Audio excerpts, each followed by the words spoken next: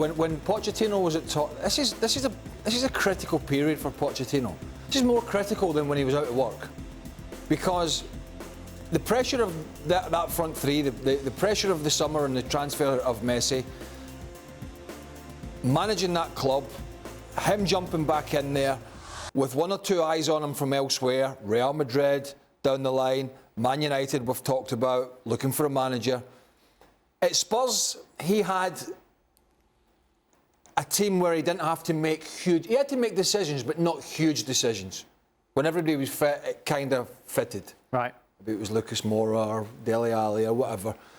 Now, if he wants to save his bacon short term, I think he's going to have to make a huge decision. I don't think they win this competition playing those three players. Now, I don't know what the pressure... I don't know what the pressure is, guys, from the hierarchy financially to say, I don't care, make it work. I don't know. Maybe Julien and Frank would know that. However,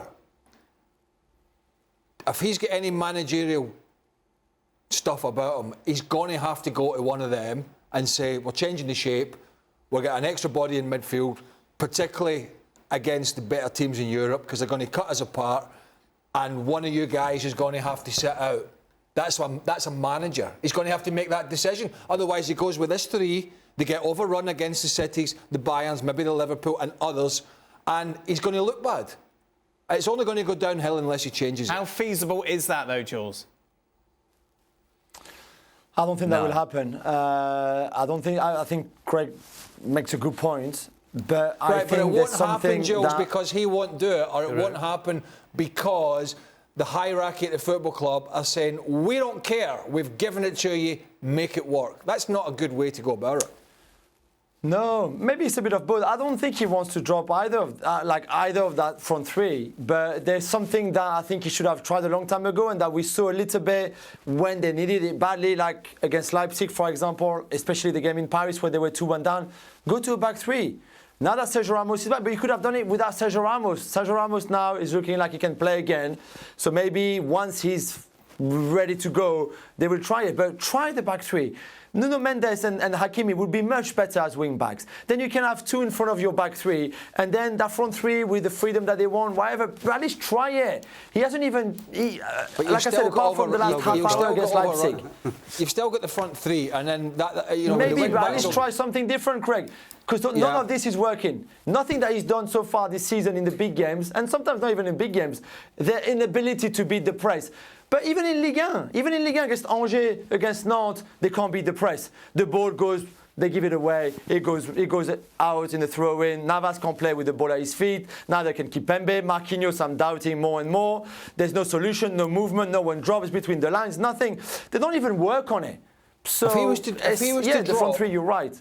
If he was to drop, so let's just say Neymar, right, for example, I certainly would be the one out of the three that I would drop, right?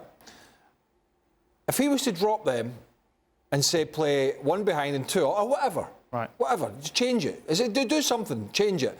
And they were to go on and win the Champions League, which is a big if at the moment, huge if. His stock, not just for winning the Champions League, but for having the stomach to make the decision. Because if he does go to the Man United or the Real Madrid, he's going to have some huge decisions to make under pressure. Okay. It's just not working. We've done 12 minutes, 30 minutes, all on PSG. I feel like we've got to give Manchester City a little bit of love at the moment. We know they're good. We've seen it, obviously, in the Premier League. There is this swagger about them at the moment. They are favourites to win the competition. What are you laughing at? Well, summing Man City up is going to take about 3 seconds. No, but that's it. But they're absolutely fantastic. They're great at the back with Diaz and Stones. Yes, the odd occasion they'll lose a goal. Right. And guess what? I've got some good news, some new news off the printer. They need a centre forward that'll score goals. Why? Other than that, why do they need centre forward to score goals? Well, because they can't keep. But we've had this discussion for so long, Stevie. Right. You saw again today how long it takes them to win the game. But they got it done. But they got it done. You can't go on for a whole season just They did last season. They won the league. Again, I've heard your argument before. They did it last season. Shut up. Blah, blah, blah. Well, I'll tell you what. How did they do in the most important competition that they wanted to win last year? Right. How did they do? Well, to be fair. Hold on. Answer. Oh, no, shut up. Answer the question, Thomas. How did they do What happened last in year? the most important game for Manchester City and their owners Right. in their history? Yeah. How did they do? Right. but But did they do and that? Or why did they did do they that lose? because Why Pep did- overthought why his did they tactics? lose? Why Why did did they they overthought his lose? tactics, didn't he? Oh, yeah. So you're not going to blame the fact that they couldn't score a goal with all the possession they Nobody got? blamed that, Stevie. Everyone blamed his tactics. No Fernandinho. No Fernandinho in the centre. Well, I've got some news for you. No one sat here and go, oh, they should have had I've a got striker some on the news pitch. for you. You can shove your tactics where you want, Right. but when you've got a player up front that can produce a goal from nothing, Okay. that could and probably would have been the difference between their owners and Man City players having a championship winners medal. But we did see Jesus score, obviously. Well, anyway, their football But was... it takes them 20 chances to score. I mean, come on. But if you're creating 20 chances, then what's the problem? Yes, that's fine. Well, the football was fantastic again. So are they not the best team in Europe at the moment, in your opinion? Right now, Chelsea are. Chelsea are better than City. Right now. You'd have them... Well, I'm not Well, there's sure a reason about- why they're top of the Premier League, right? Well, no, I understand that it's 3 points There you go. different. No, it's, well, we could just go say that about it all But the I'm not- time. I'm Well, you asked me right now, and I said Chelsea. Well, right I'm now. I must admit, City did go and give Chelsea a lesson a few weeks ago.